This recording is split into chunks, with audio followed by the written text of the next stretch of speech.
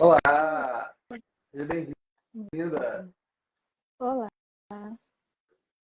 Olá, como é que está a sua expectativa para hoje?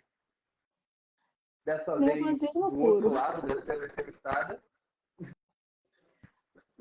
Pois Tá é. aí. Andressa, primeiramente, muito obrigado pelo convite. O seu livro, Porque Te Amo e Você Nunca Vai Encontrar Alguém que Te Ame Como Eu, ele aborda o tema do relacionamento abusivo, né? Você poderia compartilhar um pouco mais sobre a trama dele, o que motivou você a escrever sobre um assunto tão importante assim? Então, só uma coisa primeiro, a sua imagem não está aparecendo. Ih, ué, não? Não, Espera aí. é uma tela preta.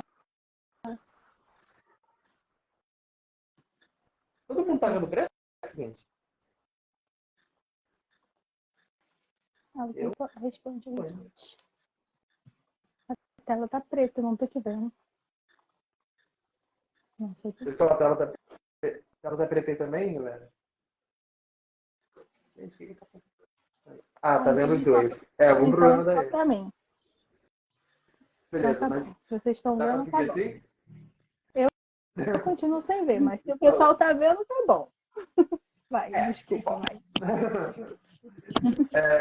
Sobre o tema do livro, você pode compartilhar um pouco mais sobre como surgiu a ideia da trama e o que te motivou a abordar esse assunto?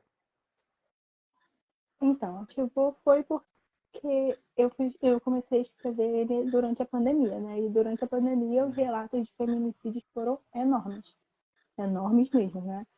E fora que eu cheguei a viver não um relacionamento abusivo como foi a história, né, do meu livro, mas eu cheguei a viver partes de um relacionamento abusivo. Então, eu não me permiti chegar ao completo, né? Ao que é um relacionamento abusivo, mas fora as histórias que eu já vi, né, de pessoas que eu conheço e tudo mais, isso abriu esse leque misturado com essa questão da pandemia e o feminicídio que estava crescente, me fez realmente querer escrever sobre essa pauta, que é sensível e foi bem desafiador para mim escrever. Legal. Então, o relacionamento abusivo é um tema sensível, né? Como a gente está falando, complexo também, de escrever. Sim. E como você encontrou a abordagem certa para criar os personagens, que é a Pandora e o Thomas? Então, a abordagem certa foi assim, pensar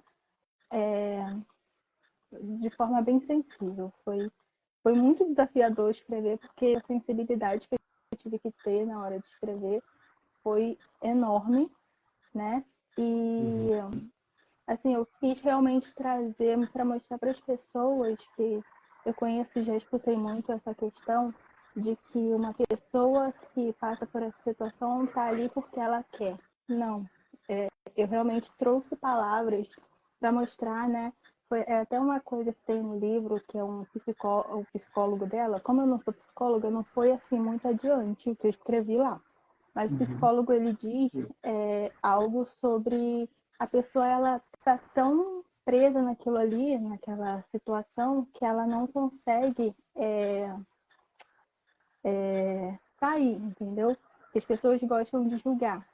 Então foi essa sensibilidade eu quis trazer realmente para mostrar para as pessoas que a pessoa ela não está ali naquela situação porque ela quer, mas é porque esse dominador fez a cabeça dela tão fortemente que ela acabou ficando e no caso da Pandora, né, que teve que chegar no ápice para vocês leiam aí, se eu estou no spoiler do meu próprio. Enfim, vamos lá, foi isso. Para quem não viu a capa tá ao fundo, pessoal. Gente, não liga, eu tô nervosa. É, Então, tirando na esse hora desafio da que eu conheci, sensibilidade, tava melhor. Sim. tirando esse desafio da sensibilidade, sobre a psicóloga.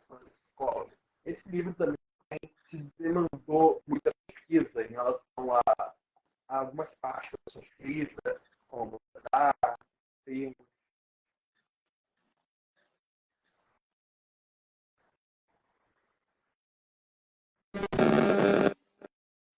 Parou. Oi? Voltou? Você voltou? Voltou? Voltou.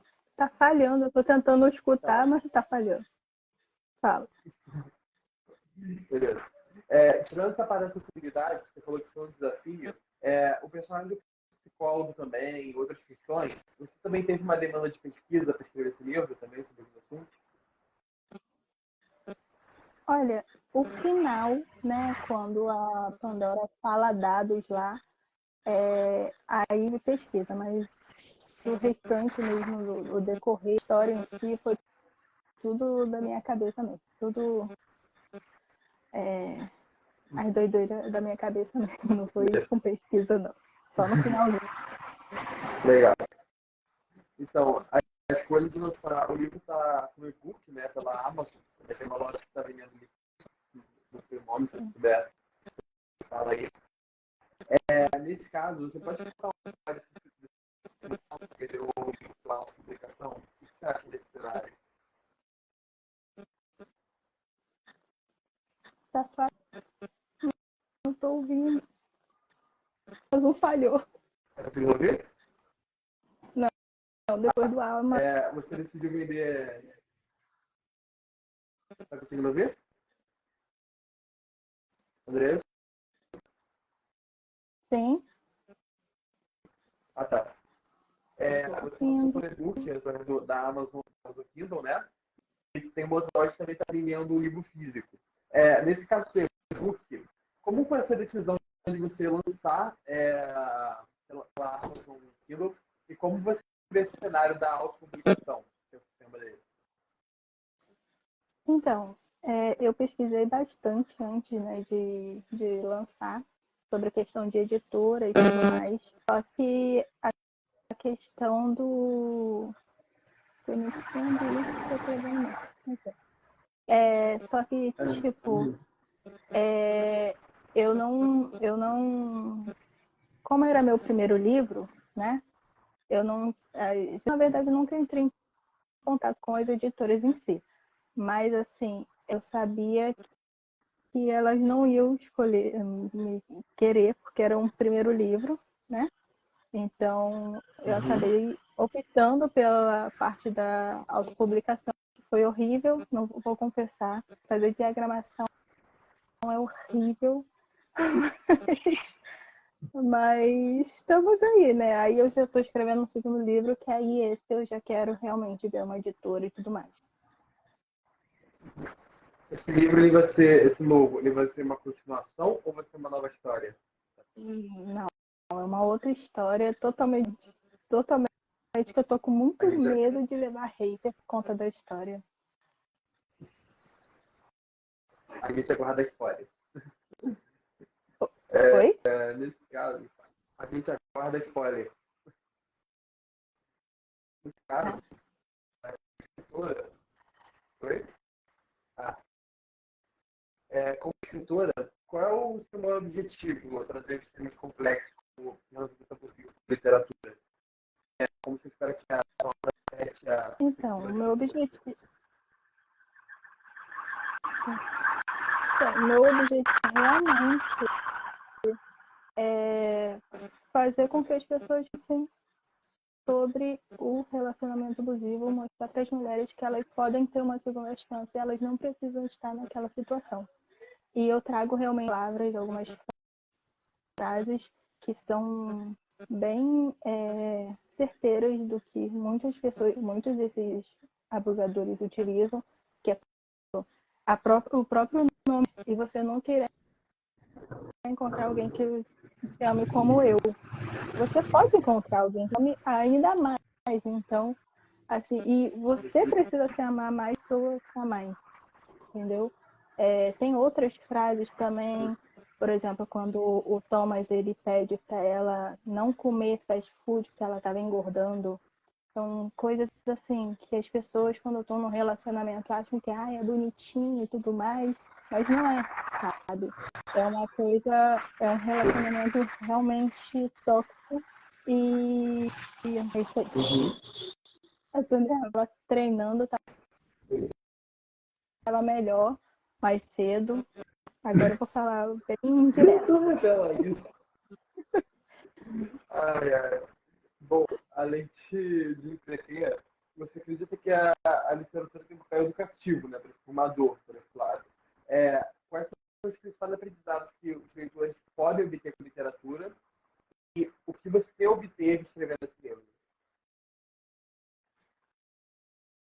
Olha, as pessoas podem aprender muitas coisas, muitas assim. Eu vou confessar uma coisa para vocês, que eu sou péssima para ler, então eu não posso dizer o que eu aprendo com a leitura, porque eu não aprendo nada, porque eu sou péssima leitora, mas sou ótima escritora. Mas assim, o pouco ali, você aprende novas histórias, até novas palavras, sabe?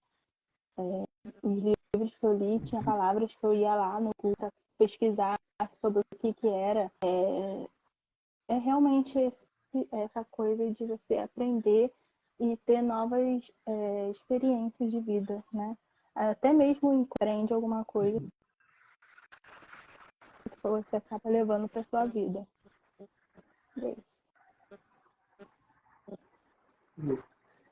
A sua jornada como escritora, Leia ela meu livro. começou em 2020.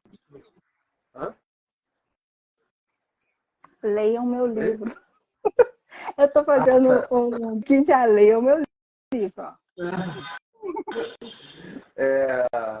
Sobre o que a sua jornada como escritora, ela começou após terminar a faculdade, né? Ou não? Foi em 2020, né? Foi no meio. Eu tava escrevendo. Foi uma loucura, porque eu estava escrevendo meu TCC e escrevendo o livro. Como que eu fiz isso? Não sei. Caramba. Mas foi Só o TCC já assim, não uma trabalhando. loucura. Veio na minha mente, vou escrever. E eu falei, eu vou escrever. Aí eu ficava chorando por causa do TCC, escrevendo e chorando por causa de escrever tudo aquilo ali. Que era péssimo, porque as palavras que eu tinha que usar do Thomas era péssimo de escrever. Meu Deus. E o que levou você a. O que te inspirou pelo caminho da escrita e do jornalismo? Como você acabou levando a criar seu próprio site, então, até um pouco de jornalismo também.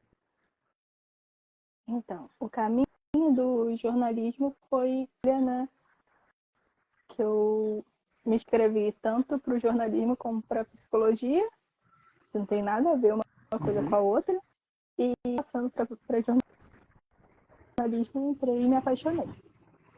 E a escrita eu sempre escrevi desde nova, escrevendo aquelas coisas de criança, que um dia desse eu peguei e encontrei um monte de folha e joguei tudo fora, que era péssimo. Mas assim, eu sempre gostei muito de escrever.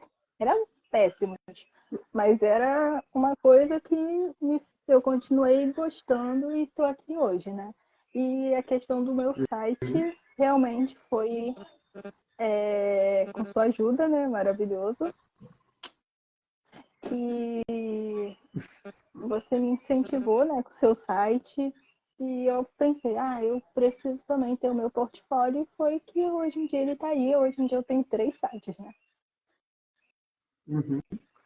E você criou o seu em 2020, né? O diretor.com, o primeiro. E como Isso. é que veio o Matéria Livre e o Deadline Livre? O Matéria Livre ele veio com uma parceria com minha amiga Paula, que ela também queria ter um site. E nós criamos essa parceria e nasceu. Foi um sufoco para escolher milhares de nomes. Porque você colocar o seu é uma coisa diferente. Agora, você colocar um outro nome foi cruel pra gente escolher, mas graças a Deus ele está aí. E o deadline foi, eu estava na casa da minha amiga Camila, lá em Cabo Frio. Estava trabalhando e ela tinha ido trabalhar. Eu estava trabalhando em casa. E aí, do nada, sabe? Eu não sei se as pessoas têm isso na cabeça, mas eu tenho isso. Que bate uma coisa na cabeça e do nada, surtou e vou fazer. Aí passou. Vou fazer um outro site. Uhum. Eu criou. basicamente não tem, sabe? Não tem aquela história mirabolante. Não, só bateu um surto na cabeça e eu criei. Não tem. Isso que você falou do nome tem uma coisa, não é Desculpa, só o gente. nome, Não né? É ter o domínio disponível, né? tem isso também. Bom, a sua experiência como entrevistadora, você diria que ela influenciou a sua habilidade de criar diálogos autênticos? Mas você inspirou alguma história sua, digamos E de novo. Luca, troca tá. sua internet. Foi. Gente, eu vou trocar. Será que você vai passar pra...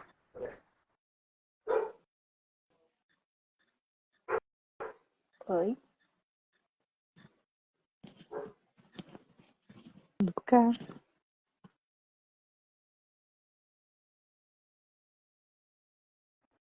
Oi, gente. Eu tentei passar pro 4G pra ver se ajuda. Ah, tá. Eu ia Fazer fazer pro agora 4G, meu não job, sei. ia falar, gente, compra meu livro. Mas aí você apareceu de novo. Cheguei na hora. Droga, não Eu deu ia falar. tempo de fazer minha publi. Nossa, você vai ter muita interseção aí pela frente. Bom, a sua experiência, você tem uma grande experiência como entrevistadora também, são 300 personalidades. Você diria que esse seu caminho no jornalismo, ele pode ter influenciado você no livro? No diálogo, tudo isso? Ah, com certeza. Né? Como eu falei, eu sempre gostei de escrever, mas eu escrevia muito mal. Só que aos poucos eu fui aprendendo, né? E eu sei que a técnica de escrever um livro é totalmente diferente da técnica de escrever uma matéria jornalística, mas com certeza Uhum. a vivência, tudo que a gente passa contribui, né, para alguma coisa. O jornalismo contribuiu para a escrita, a minha escrita vai contribuir para alguma coisa no meu futuro, e é isso aí. Aí. A narrativa do Porque Te Amo, por chamar Porque Te Amo, você nunca vai encontrar alguém sendo como eu, como completo. Ele envolve a transformação de um personagem inicialmente encantador, né, em alguém controlador e abusivo. Ele muda. Como você explorou essa evolução do personagem e como foi demonstrar essa mudança nele? Então, é uma coisa que eu sempre falo, a gente não conhece as pessoas realmente como elas são, né? Ninguém. Eu te conheci, eu te via, né? Na primeira vez que eu te vi de um jeito, hoje eu te vejo de outro, graças a Deus você é maravilhoso, era maravilhoso, ainda é. Mas tem pessoas que são maravilhosas de um momento e depois no decorrer não são, né? Então, foi uma coisa realmente complexa, mas uma coisa real, uma coisa que a gente vê no dia a dia de muitas pessoas que são uma coisa e calma aí, deixa eu me ajeitar. Em um momento elas são de um jeito e no segundo momento elas não são. Qual foi a segunda pergunta mesmo? No caso, como você conseguiu explorar essa evolução do personagem, essa transformação durante o livro? Então, foi realmente vendo outras pessoas que eu conheci, como eu falei, né? Eu tive essa experiência de um relacionamento que quase foi abusivo. E para você ter noção, a pessoa falava para mim: ou você vai parar de beber, ou você não vai ficar mais comigo. O que que você acha que eu escolhi? Que errado vai estar. Então, a pessoa chegou a falar isso nesse nível para mim, que ou eu parava de beber, ou eu ficava com ele, ou não ficava mais com ele. Aí eu fui e terminei. E outras coisas também essa pessoa falava. Mas então, eu peguei, né, pedaços de ex-relacionamentos realmente que eu tive e relacionamentos de outras pessoas que eu conheci no decorrer da vida e fui vendo nessa questão realmente de as pessoas não são como elas se apresentam inicialmente e transformei o Thomas nesse... E pior de tudo, uma curiosidade que eu, quando eu vou escrever, eu gosto de imaginar uma pessoa, né? Normalmente um ator e uma atriz. E o ator que eu imaginei na hora do Thomas, hoje em dia eu tenho raiva da cara dele por causa disso. O ator é maravilhoso, mas eu tenho raiva da cara dele. Ele não fez Tadinho. nada. Não tem nada a ver. Tadinho. Hoje em dia eu tento assistir as coisas dele pensando, não é o Thomas, não é o Thomas. Pois é. Cara, é muito curioso, né? Você ter ódio do seu próprio personagem e da sua criação. E nesse caso, pelo amor de Deus, você não entrevistou esse ator, entrevistou? Não, é um ator muito famoso. Muito famoso, assim, no local onde ele vive. Não tive essa possibilidade ainda, não. Ainda não estou nesse patamar. Queria. Não vamos citar nomes para que essa entrevista aconteça. Exatamente. Né? Eu ainda quero conhecer ele pessoalmente. E não xingar ele. De preferência. Em relação ao seu site, você já publicou artigos, né, de todos os tipos, mas, como você falou, as entrevistas foram o que mais compõem o seu portfólio. Quais foram os desafios e lições que você aprendeu nesse processo de entrevistar? Como foi entrevistar as pessoas todas? Então, os desafios maiores, confesso que foi realmente conseguir entrevistas. Porque, assim, tem uma coisa que as pessoas, quando são mais famosas, elas são quase impossíveis, né? Se você não tem um site grande. Por exemplo, teve uma pessoa, que eu também não vou citar nome, porque mas mesmo que eu não queira nem mais entrevistar essa pessoa, mas não vou citar nome para não ser processada. Mas, assim, eu entrei em contato com essa pessoa, vamos fazer entrevista, tá? Quando eu falei qual era o site, a pessoa me ignorou. Porque, tipo, meu site ainda não é um site grande, né? Então, muitas pessoas fazem muito isso de ignorar porque você não tem um site grande. Eu acho que esse é o maior desafio. O segundo maior desafio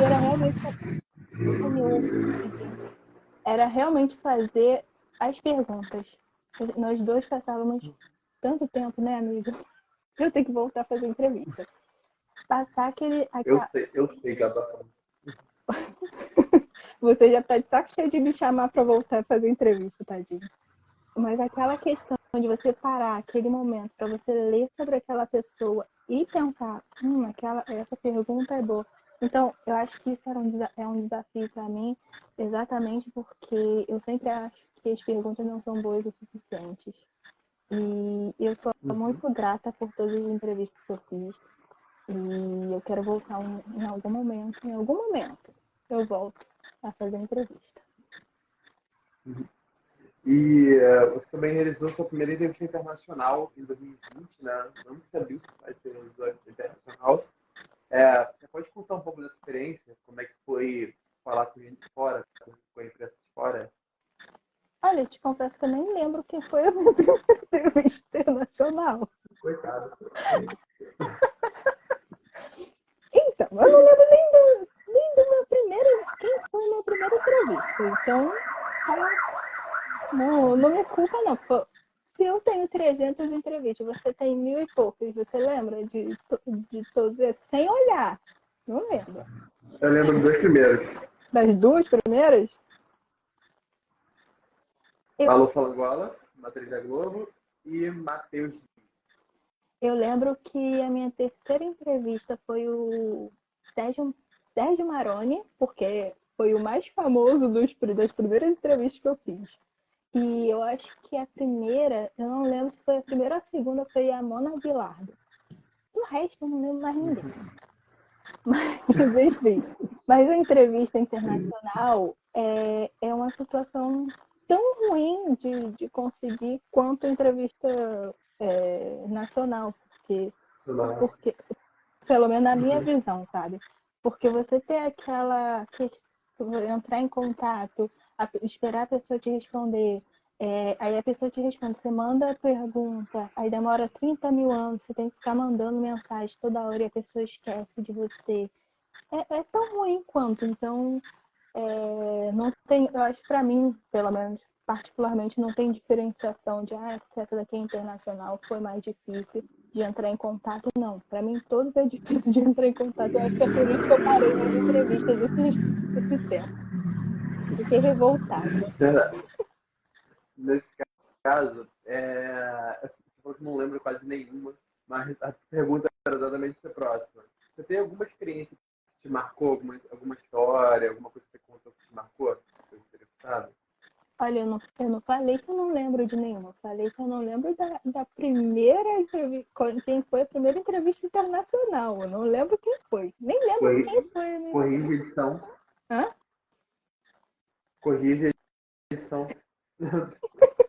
Então, mas a que mais me marcou, na verdade, todas marcaram, assim, eu não lembro o nome de todo mundo. Desculpa, tá, gente?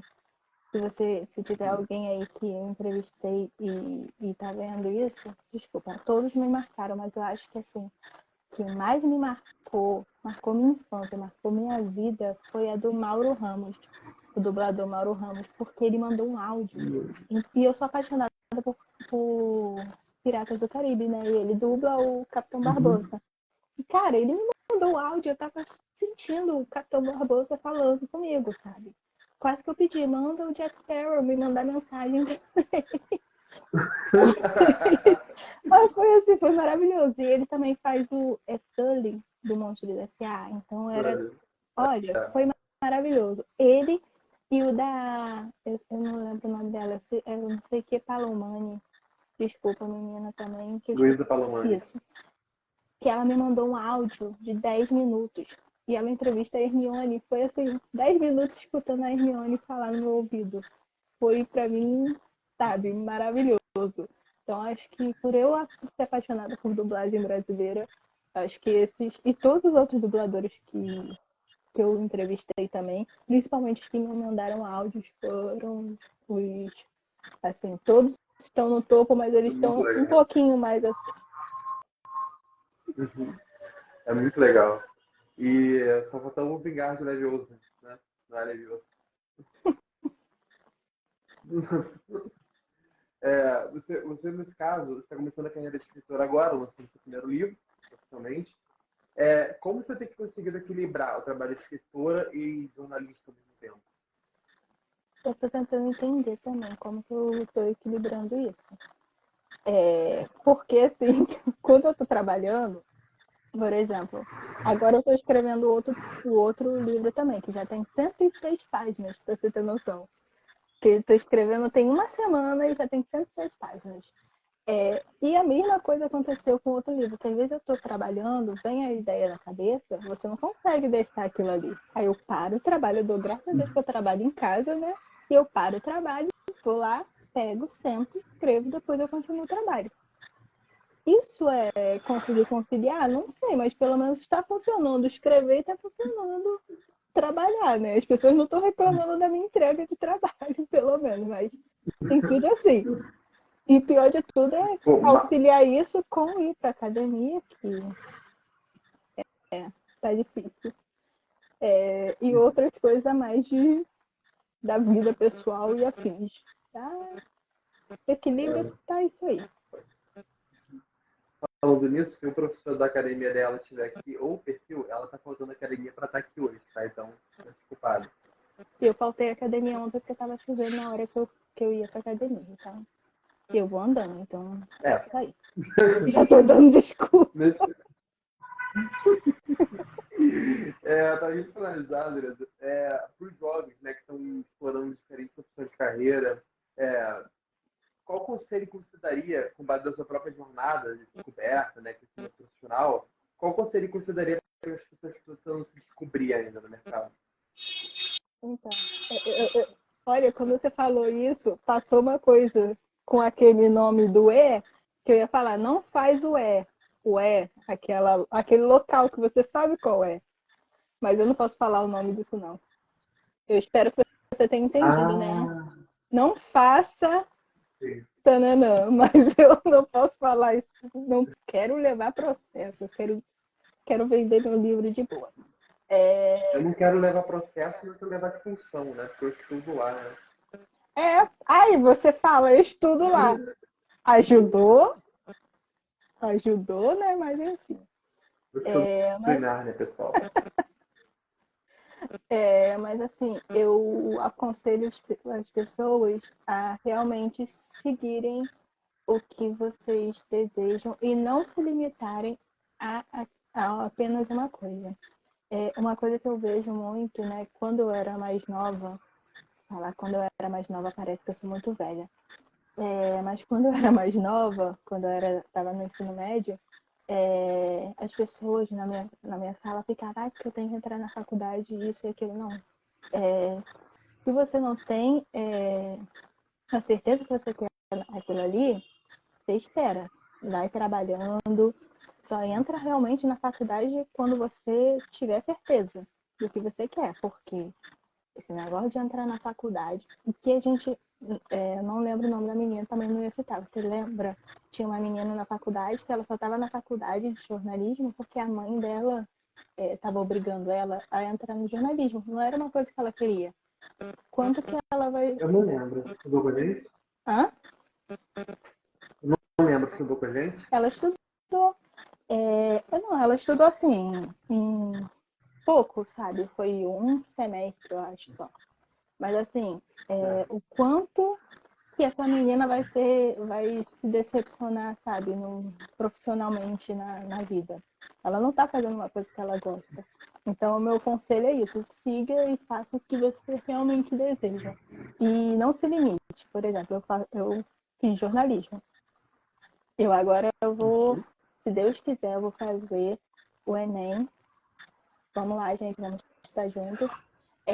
E eu quero entrar em outra faculdade, porque eu não quero me limitar só. Eu amo jornalismo, mas eu não quero me limitar só ao jornalismo. Eu quero. Poxa, eu estou agora no jornalismo, fiz um livro, vou escrever outro livro. Agora eu sou uma jornalista, escritora. Eu vou fazer outra faculdade, que eu quero fazer faculdade de cinema. Quem sabe no futuro ser uma roteirista, ser uma diretora.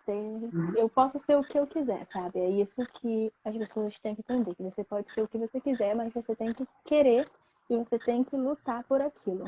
Porque a vida, ela vai. As pessoas gostam de falar, porque a vida é difícil e tudo mais. Realmente, a vida é muito difícil.